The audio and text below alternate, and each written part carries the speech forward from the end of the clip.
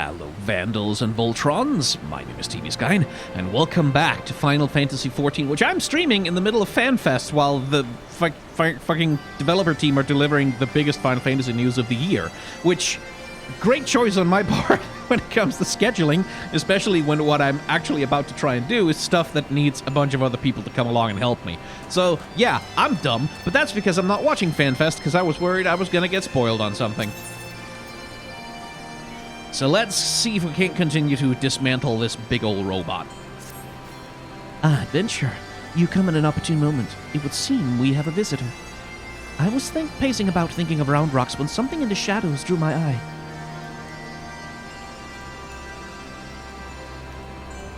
I caught only a brief glimpse, but it bore an uncanny resemblance to Quickthink's constant companion.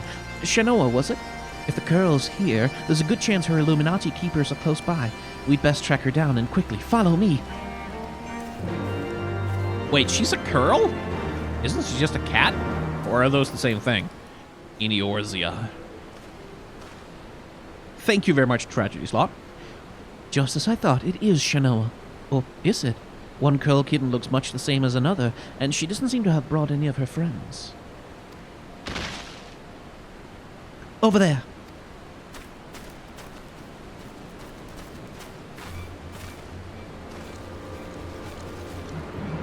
Outlandish! What are all these snap crushings and... Cool!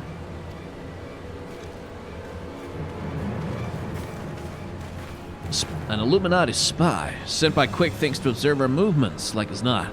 Given the sizable disadvantage in which we find ourselves, we thought it best to relieve him of duty. He spent his final moments babbling about all the Illuminati's deranged schemes, claimed that once the final core was activated and Alexander fully operational, the fortress will gain the power to travel through time, taking them along with it. He seemed quite convinced that what Quickthinks was a prophet of sorts, a traveler from the future come to the present to return history to its proper state. And that's not the half of it. According to him, the battle for history has already been won, and not by us. But the future is written in the Enigma Codex, and we but play out our roles in it. Quickthinks a traveler from the future? That would certainly explain how he was able to anticipate our every move, but... could it be that he has already conquered the world of tomorrow? Have all our efforts been in vain?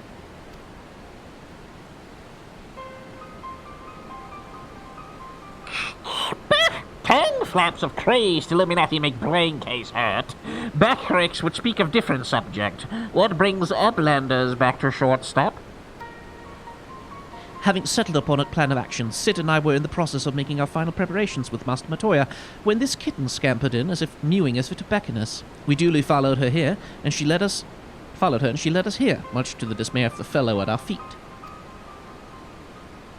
I'm not one to look a gift curl in the mouth, but something about all of this doesn't sit right with me. She's been at Quickthinks' side, make that on his bloody head, every step of the way, and now she decides to betray her keepers. If the cat could speak her tongue, I'd have a question or two for her, maybe even three. I can't believe I'm even considering this. But then it wouldn't be the strangest thing I've heard today. You there, cat, you're Shanoa. Quickthinks is a little familiar, aren't you? 2 mews for yay, 1 for nay.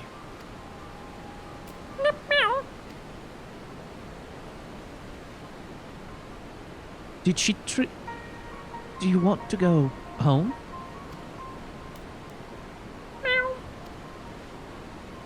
Seven hells, I think the bloody furball might actually understand us. That doesn't mean we can trust her. For all we know, she could be here to do her master's dirty work.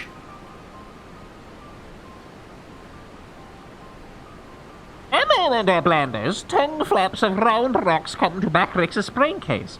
3 years ago, when Round Rocks found Codex Splinterstone, Round Rocks says Black Curl Child is there on looking. Backricks thinks nothing of this then, but now... You mean to imply that Shanoa here was present when we attempted the summoning? I very much doubt that. If she were a kitten 3 years ago, she would be a fully grown curl by now. Unless, that is, she took a shortcut through time. An implausible theory, I grant you, but one we cannot well dismiss in light of recent events. If true, it would raise still more troubling possibility that Round Rock's discovery of the Codex was no mere coincidence, but an event orchestrated by Quickthinks to further his own ends.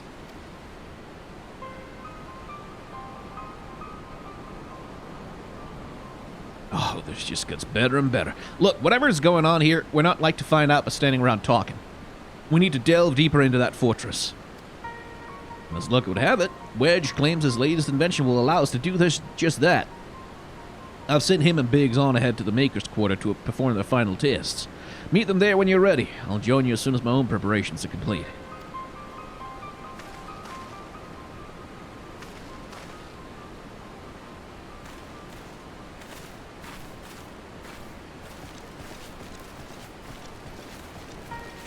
Oh, that's a walk cycle. What the hell? Like walks by glitching out. To travel back in time and set past wrongs aright, who could resist such temptation? And how grievous the consequences of surrendering to it. For in allowing the past to consume us and making our every choice, our every action the correct one, would we not cease to live in the present, and in turn lose sight of the future? 'Tis a path not to redemption, but to madness. Madness, rather. Turned Scottish there for a second. Madness.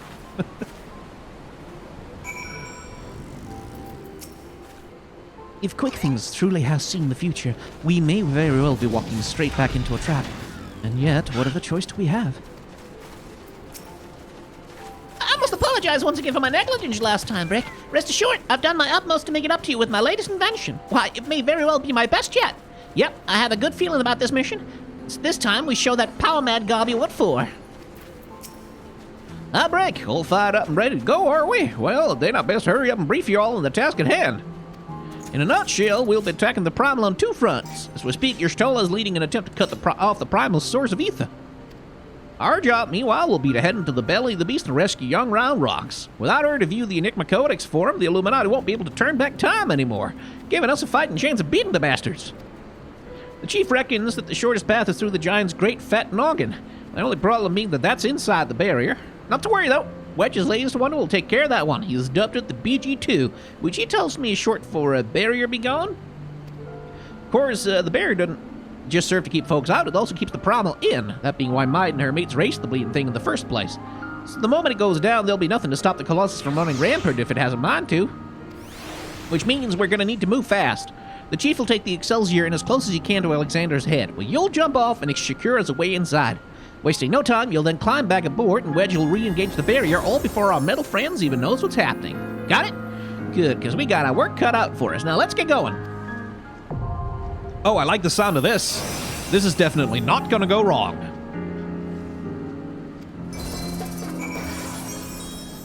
So, who wants to play? All right, let's hear the good music again.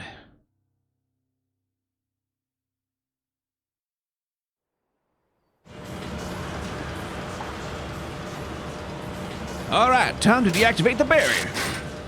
Didn't get the voice actors back for that one, huh?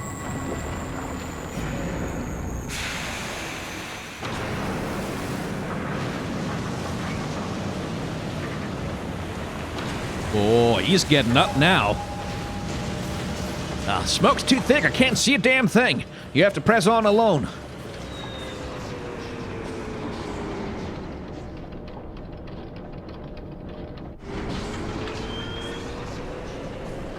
Ooh, oh, this rules. Oh, I like this.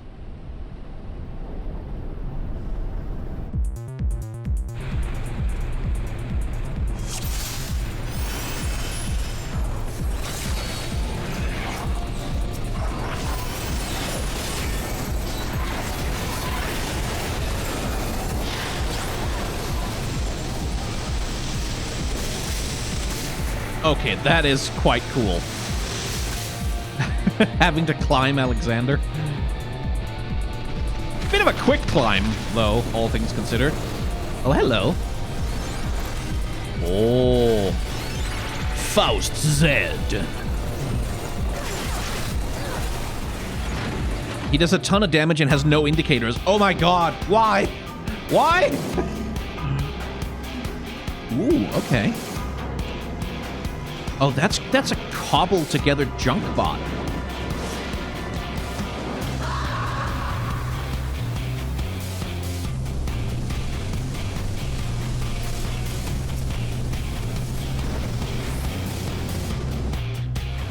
Now the actual boss with mechanics.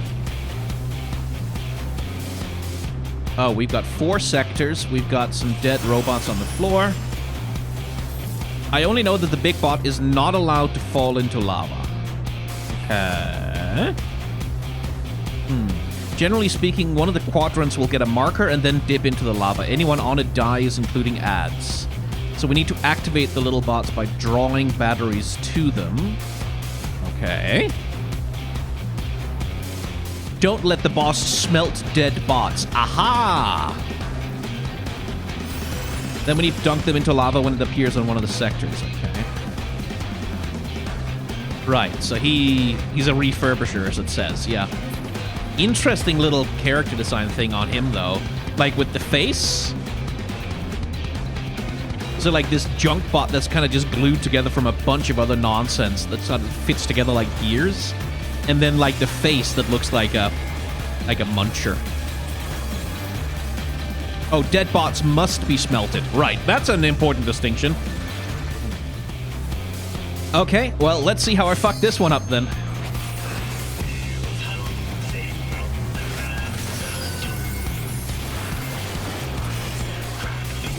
Right, so there's not much we could do to stop him from doing that, then. Oh, boy, okay. So that hits very hard. Hide from scrap blast by standing behind piles. That makes sense to me. Oh, Jesus Christ!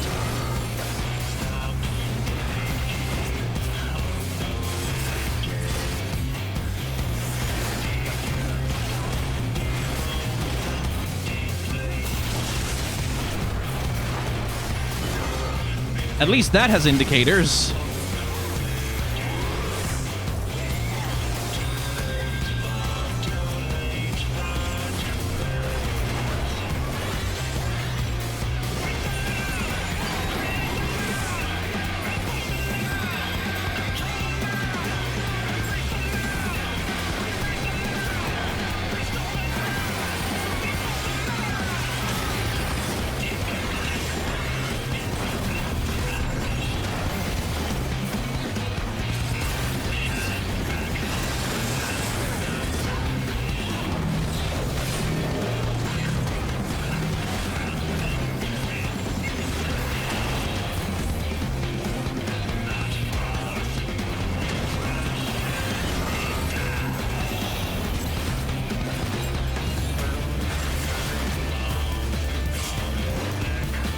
Hey, don't stand in the lava.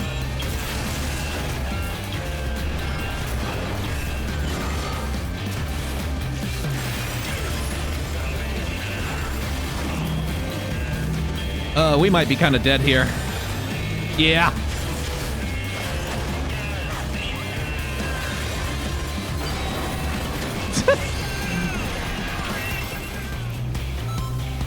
Okay, well, nothing for it but to try again.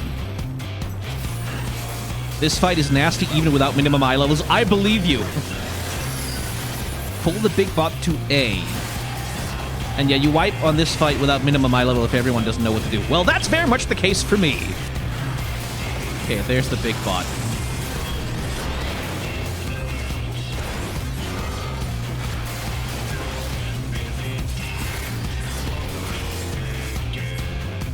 Whoop. Okay.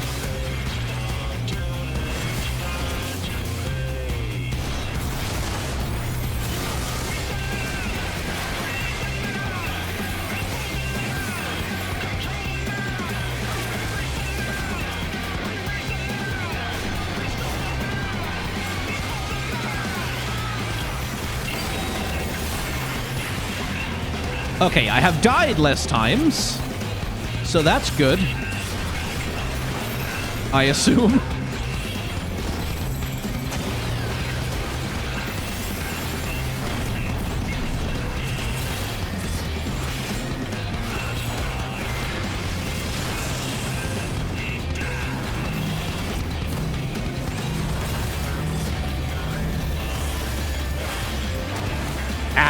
Well, couldn't last forever. Should have used the survive being dead thing.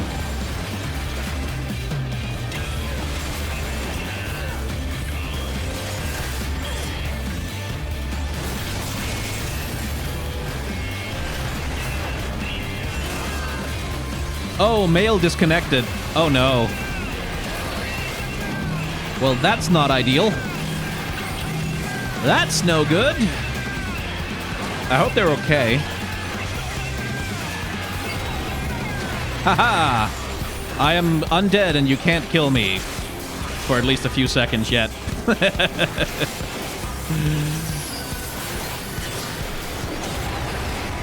There we go.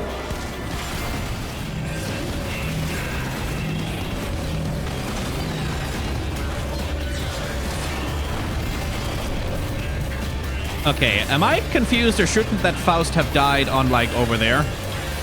Ah, it's about to get melted. Good, good.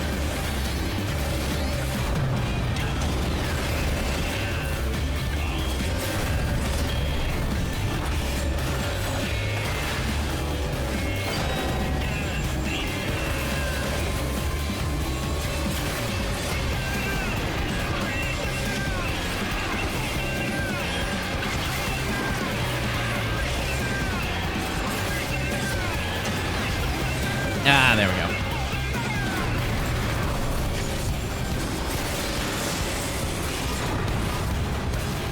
Okay, we got further this time.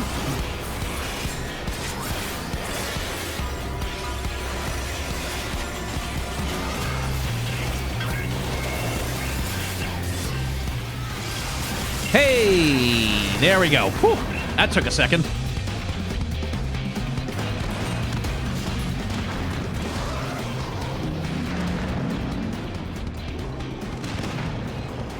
There's something very Final Fantasy IV about, like 4 to 6, like very sort of Yoshikamano monster sprite design about that boss there. Like that sort of combination of hyper detail. Oh right, that's just trash stuff. Like that combination of like hyper detailing and like very sort of decorative aesthetics with monstrous brutality.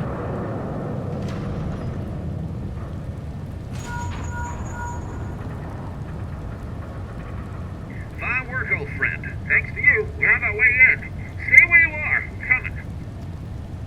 First, now that you're clear, we'd best get that barrier back up before the big fellow gets restless. Wedge, ready to BBD2 and reactivate the barrier on my mark. Mark!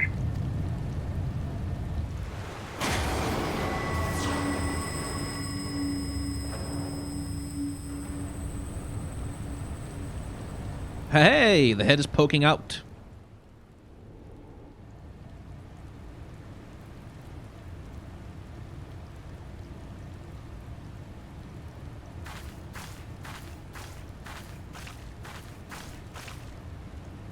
Excellent timing, Y'shtola. Brick has done it. We have a clear path into the heart of the beast.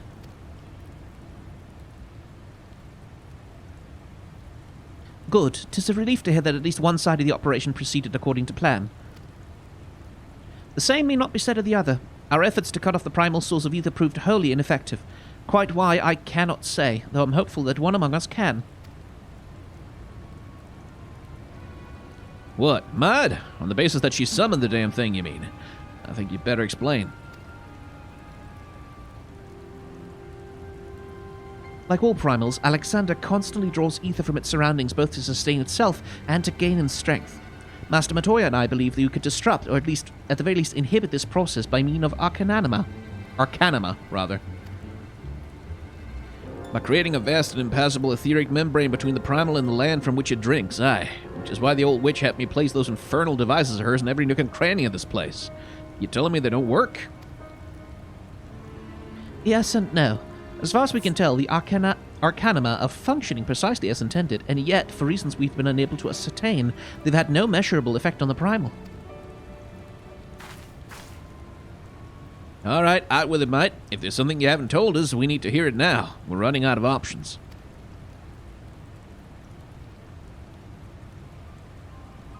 I fear we will not avail us, but very well. It all began with a curious encounter in my younger days. I was out playing by my own one day when a stranger appeared before me. He told me anything my heart wished for could be mine if I but heeded his words. Seems like an important thing.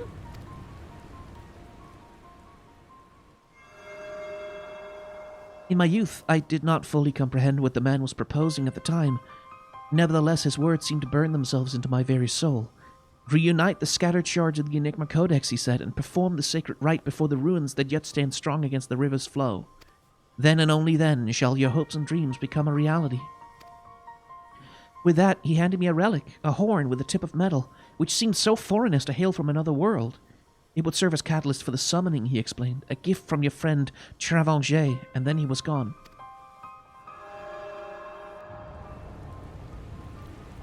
Hang on a second. I'll be right back. Okay, there we go. I smelled a bunch of smoke all of a sudden, and I just had to go outside and check that it was the neighbors grilling. Travanger? I know the man. Our paths crossed during my time in Limsa and the days before the calamity. I might have guessed that the Asians had a hand in this. Wait, he's an Asian?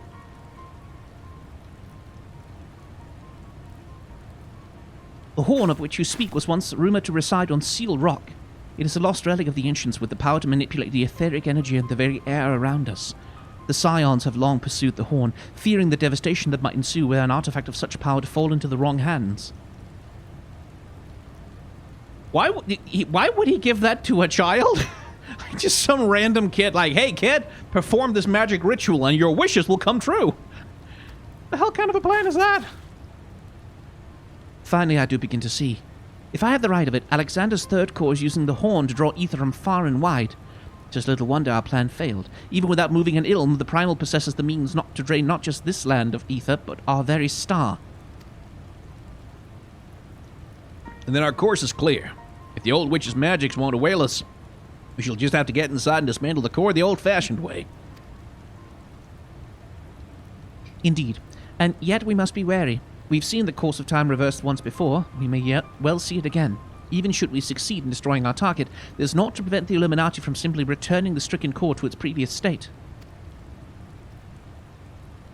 Aye, they're free to turn the clock back again and again. The primal growing stronger all the while. So what do we do then? We can't just give up.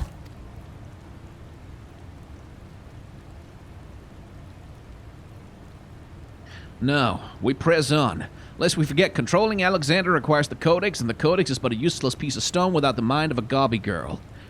If we can rescue Round Rock's quick things will have no way to flip the hourglass. The circle of knowing once tasked me with recovering the horn, and 'twas through mine own negligence that Travanger acquired it. That it now endangers the world, our world is my responsibility. Even were I not a scion, I should do all in my power to make amends. Whatever assistance I can offer, it is yours. Well, then it begins. I'll send word to our friends in Idleshire. Biggs, Wedge, ready the Excelsior. Brick, prepare for departure. Let Operation Rescue Round Rocks commence.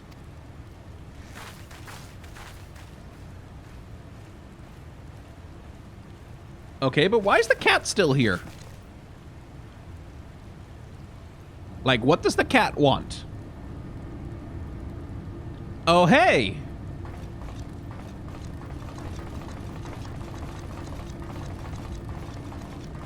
The cat has come back from the future to stop its own past self.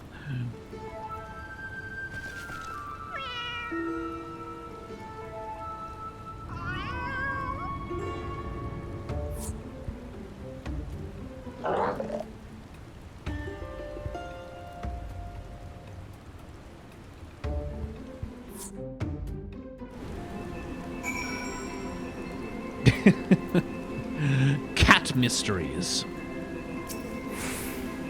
Saving hells, it wasn't enough that those Illuminati lunatics had a beaten time machine, was it? No, it had to be a time machine with the power to destroy the whole bleeding world. I mean, I'm used to the future of yours being at stake, but this is the future past and present all rolled into one. We have to get Round Rocks out of there before those gobbies can put any more of their crazy schemes into motion. Seems to me like the easiest way to deal with it is just assassinate Quick Thinks. Like, just kill him. Speaking of gobbies, have you talked to old Backrex lately? It turns out the kid you met wasn't Shinoa after all. Just a doppelganger. He's already taken the little fur ball back to the shortstop and given it a name, Schrödinger. Really? Really? You named it after Schrödinger. Aber ja. Ja, wie nicht. Anyway, best be heading back that way myself. See you there, Brick.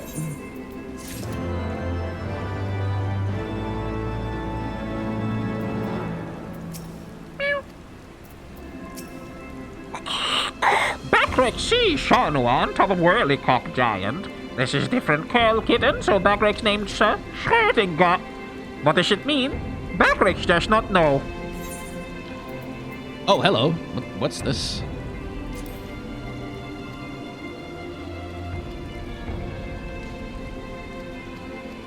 Oh, it's a summary of everything we've been doing in Goblinese. Okay.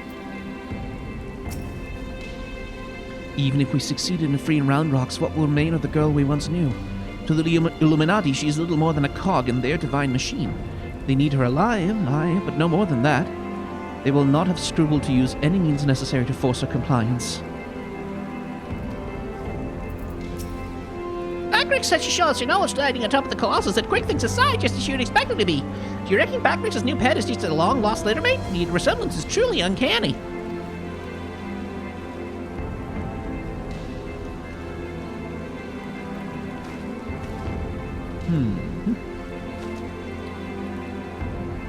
I love it when the umbrellas come out. Oh, that's a cute one.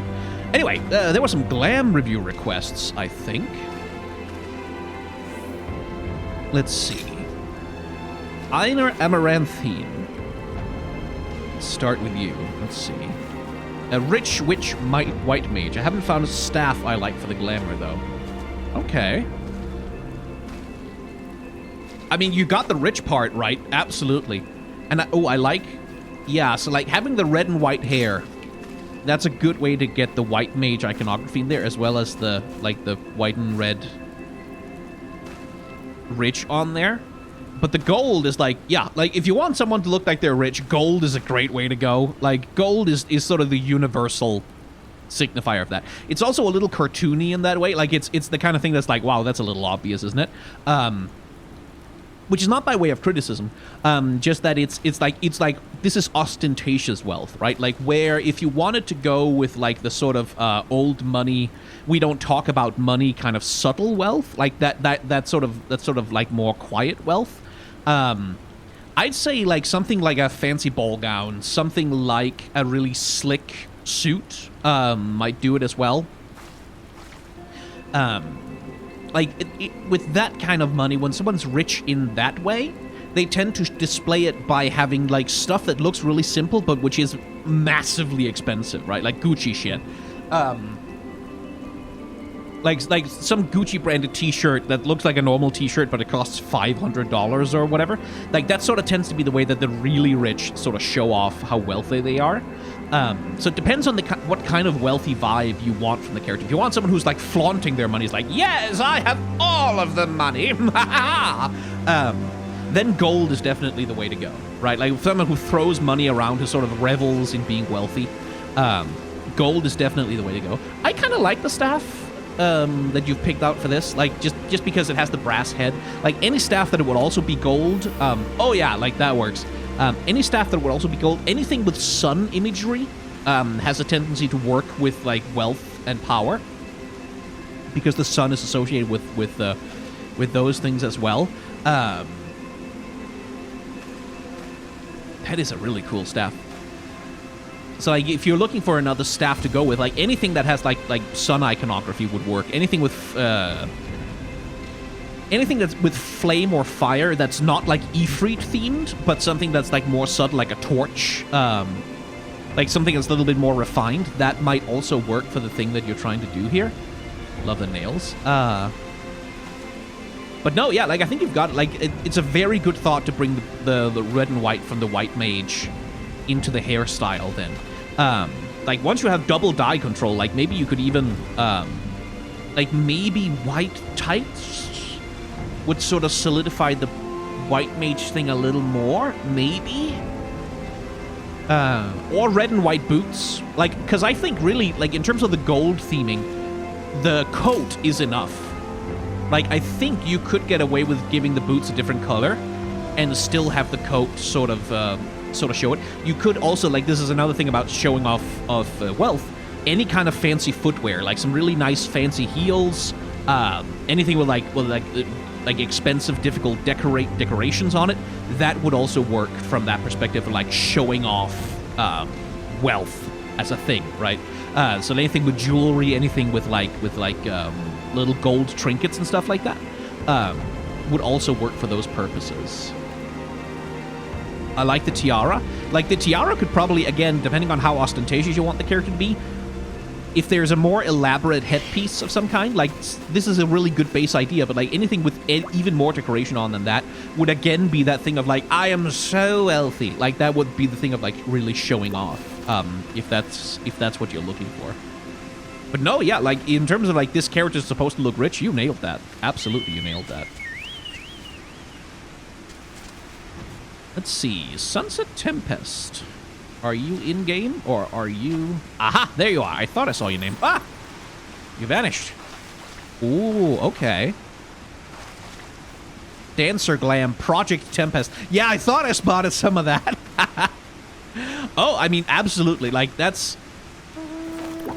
If you're going for, like, a League of Legends project sort of aesthetic, like that sort of cyborg future thing, then you're pretty much, you're doing all of the right things, basically. The one thing I will say is that Project, sometimes if you think of like Project Jin, for example, or Project Jinx, like some of the projects also have a thing where they incorporate leather vests with fur collars, which sort of gives them a little bit more of that sort of cyberpunk streetwear aesthetic rather than this is a little bit more Ghost in the Shell, right? Like this is a little bit more like this is a military suit kind of thing. So like anything that you could, like, because I really think you've got the right aesthetic going. I don't know what options you have with other things that sort of match that scaling. The color scheme is perfect for it. If you could find something that had like a fur collar, that had like leather or something, you could definitely get away with that, like in terms of specifically doing Project. The other thing about Project is that the helmets are a really important part of what Project looks like. So you would want a visor, some kind of like eyepiece, anything that's sort of like anything that looks techy or match tech that sort of goes over the face, goes over the eyes. That would do a lot to sort of increase the Project vibe. I think the weapon is a perfect choice though. Like that segmented mechanical thing, that is absolutely perfect for a Project idea. And like the color scheme is also like, yes, like bright primaries, like, well, not primary, but like a bright pink with a little bit of that neon to it, some stuff that glows, and then contrasted against black. That is absolutely perfect for like a Project thing. So yeah, like the 99% of the way there, like you could add a little bit of leather and fur to maybe sort of go more towards the streetwear aesthetic of Project. And you could add like a visor or something on the head if you wanted to. Like, I really do think like if you want to specifically for it to read like a Project cosplay, the visor is kind of important. It's one of those statement pieces, right? That pretty much every single Project skin has some kind of tech shit over the eyes or over the face. But that's sort of the only thing I can really think of outside of that to like. But it looks fucking cool. Like the weapons are so perfect. Like, such a perfect choice. The only thing that would make them more perfect is if they were laser weapons, right? Like, if they were glowing. But then, with the glowing weapons I've seen, you'd lose out on all of this mechanical detail around the thing, and I actually think that's more important than being laser weapons. Let's see. Ariadne. Panning. Aha! Ooh, classic Ranger. Yeah, you say it yourself, old school fantasy ranger aesthetic, and like you've nailed that. Like you have 100% nailed that. Like not just like the obviously like the cloak with the hood up and shit like that. That's the obvious shit, but like the Chorsha shirt is real good too. And the gloves as well. Like I don't know how much of that is integrated into like the chest piece. But like the gloves, I like the simplicity of the pants, like the little decorations you've got on them there. Like that's really a thing of like, that's something like it's, I don't really need to go to Idleshire now, but thank you. That's something that people sort of can easily forget about classic fantasy aesthetics, is that they are actually very simple. Like when we think about like, especially like Final Fantasy aesthetics, they have a tendency to be very decorative. They have a tendency to be very like over the top. There's a lot of shit going on. right? Like, there's just a lot of detailing going on because that's just the way Final Fantasy is. But you're talking about classic fantasy aesthetics, like really old school, like Lord of the Rings, early editions of Dungeons and Dragons, like the old Dragonlance books and shit like that. That's actually very simple. Same thing with like Conan the Barbarian shit. Like, it has a tendency to be very simple and very archly drawn. And like, so I think like here you've really nailed that, like by finding some outfit pieces that really just do look like simple fabrics. Oh, thank you for subscribing, Tara the Red Mage. Like, you've really nailed that. I think the choice of weapon is a really good one, too. Honestly, if you wanted to go even more classic, you could just go with, like, the simplest... I don't know what the simplest basic weapon for the archer looks like, but, like, just, like, a really basic, simple, ordinary longbow. I think you have nailed the aesthetic on this one, though, because it's, like, bare metal. It has, like, this leather wrapping. It looks very simple. Like, it has the exact right aesthetic. If you wanted to really lean into classic Elf Ranger, I would go for, like, a wooden, classic, just basic... longbow weapon to like really drive that home. But if it comes at the cost of having the sword over the back, like I don't know how much of that is integrated into what the bow is. If that is the sword is integrated into that, or if that comes as part of the cloak. But the sword on the back is also like, again, for the ranger, that's perfect. Weapon was chosen because of the sword on the back. Yes, exactly. Then, yeah, no, absolutely, don't change the weapon. Do not change the weapon under any circumstances, because the sword over the back is so important for the ranger thing. Right, like the classic Aragorn archetype is like it's both sword and bow. So yes, absolutely. You've got that right. Like this simple color scheme, earth tones, white, brown, green, little bit of black for an accent, but nothing more. Like, yeah, that is perfectly done. That's immaculate. Like, I am never not astounded sometimes. Like, I've said this before, right? Like, I've said this so many times. Like, I have a special fondness for people who, like, dress up their characters just, like, in hoodie and sweatpants. Like, where they do, like, really basic sort of streetwear outfits or whatever. Just because when you have the option to do everything, to choose to do something that's very simple, that's very understated, I just have a special fondness for that myself. But no, yeah, that's really impressive. That's well done. Let's see. Mail. Ah, yes. Don't disconnect until I'm done looking at you. Okay, so filthy rich and all gold were my inspiration. Oh, we're going on a wealth theme today, I see. And yeah, like, again, gold is the way to do that. Like, if you want someone to look really, really ostentatiously wealthy, gold is the way to go. I don't know what you have for hat options, but any kind of hat, like, I guess you're wearing an eye patch or something? I can't actually see because Brick is too tall. Oh, you're not. Okay, like, any kind of fancy hat would sort of, again, if you really want to be ostentatious, any kind of fancy hat, like, with decorations, with fancy, like, rainbow feathers on them or whatever, that would also go with that. I like the choice of weapon here as well, because it is so, like, it's so ostentatious, right? Like, there's so much shit going on it. That is the right vibe if you want someone who's like, I have purchased the finest possible weapon one can buy. Haha, pew. Like, if you really want the vibe of someone who has money to burn on something that's needlessly fancy, a really fancy weapon is a great way to go. Oh, yeah. Like, and I like that the outfit is soft, too. Like, you have the big fur collar. You have, like, those nice, comfortable pants. Like, it's not armor, right? Like, this doesn't look uncomfortable to wear. It looks very comfortable to wear. It looks very comfortable to run around in. And that is another thing about, like, wealth, is, like, rich people tend to prioritize comfort. Like, when they're not specifically showing off for, like, a fashion thing, they'll be wearing shit that's just really, like, decadently comfortable to be in. Like, think of the classic, sort of the classic image of the idle and indolent rich, which is, like, a guy in, like, a silk robe, sort of walking down the stairs. Oh, I say, what's the police doing here at 5 in the morning? Rah!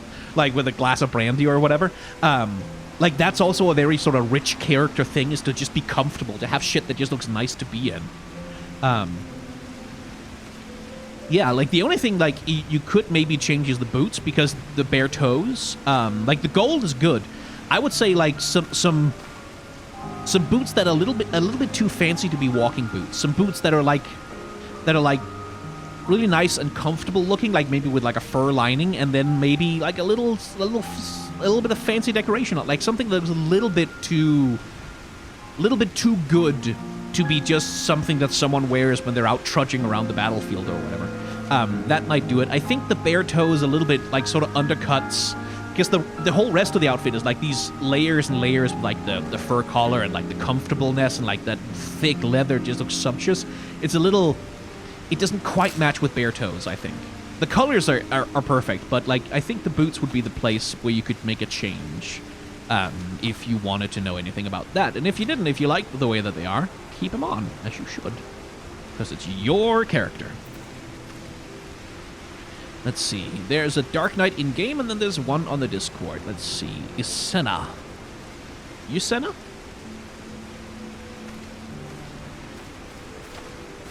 Aha! Is that you jumping there? Aha! Okay. Oh!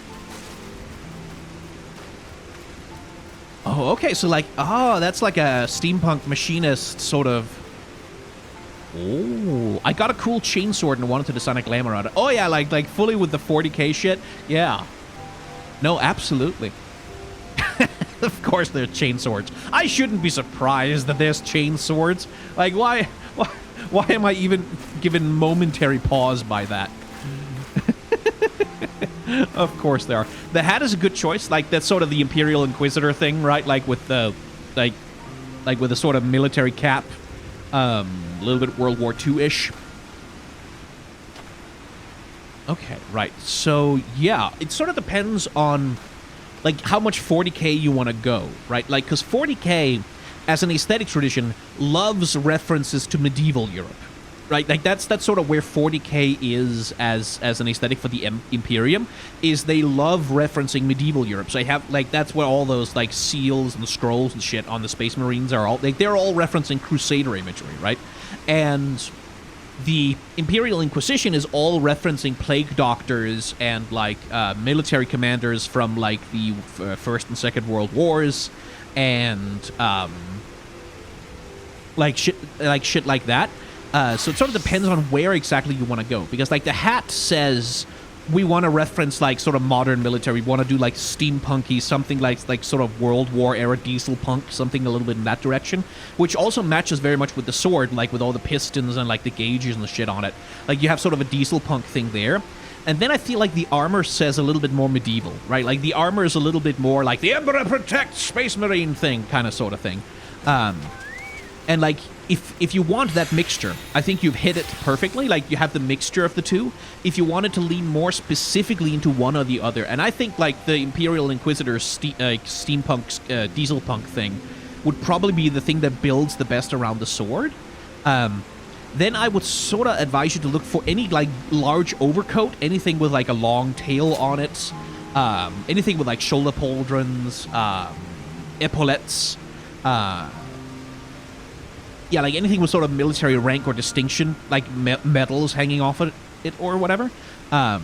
You could sort of go with that to sort of lean in more to the sort of modern aesthetic for the thing. I think the boots are perfect, though. Don't change the boots unless you have to. The boots are really good, like because of the gray that matches like the color matching there is immaculate, and I like that they're kind of thick and heavy. So it sort of depends where you want to go with it, right? This is the best I could do with the right colors. Yeah, colors are always hard. Colors are difficult. And I think you've color matched perfectly. Like, your color matching to the weapon is immaculate. And I don't think you need to change the colors at all. Like, I think brown and brass is a perfectly sensible color scheme for that.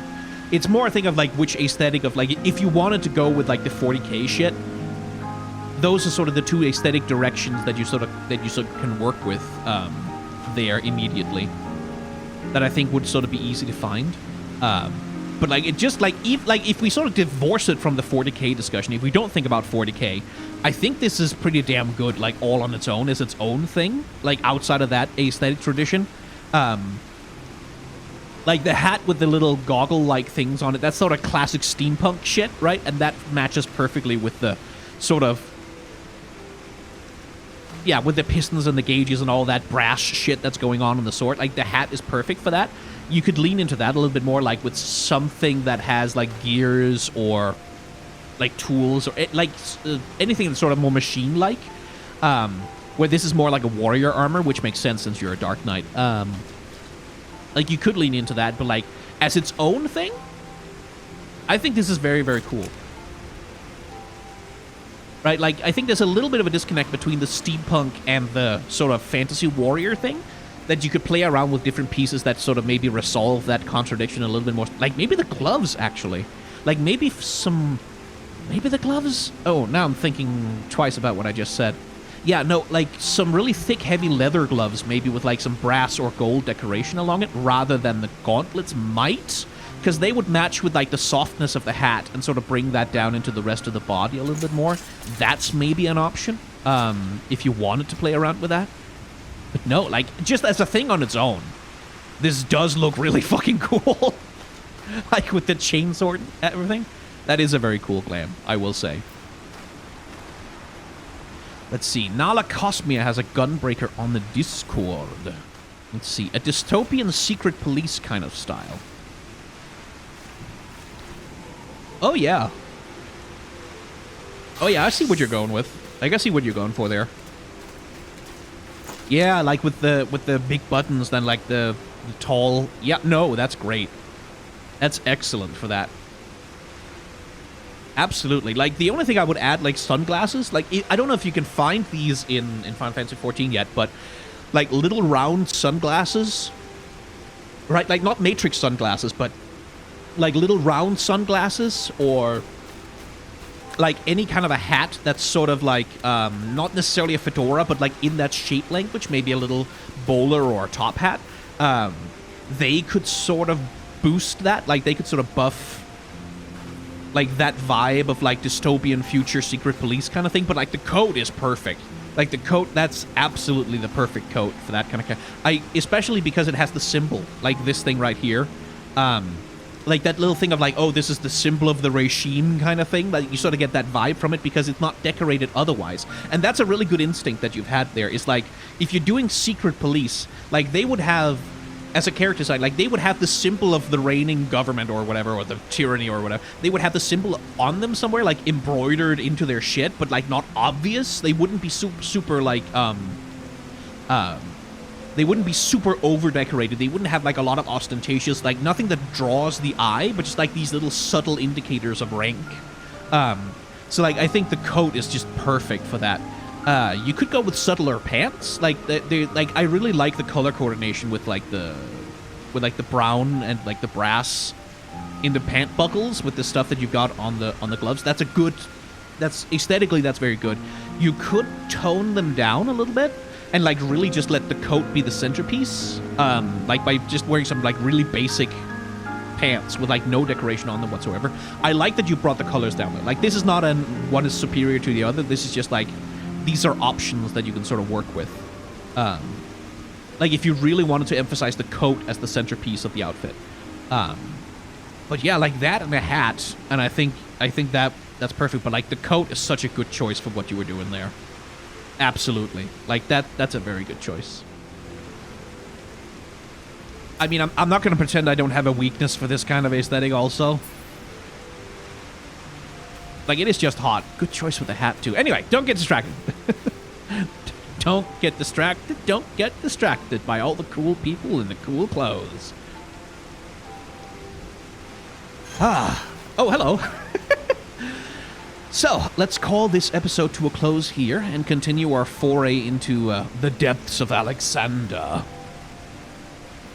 in the next episode. And if you want to watch that episode, well, either come along to the streams, subscribe to the Twitch channel, and you can watch the VODs of everything I do over there as much as you want within 60 days, because Twitch won't let me keep them for longer than that because they're bastards.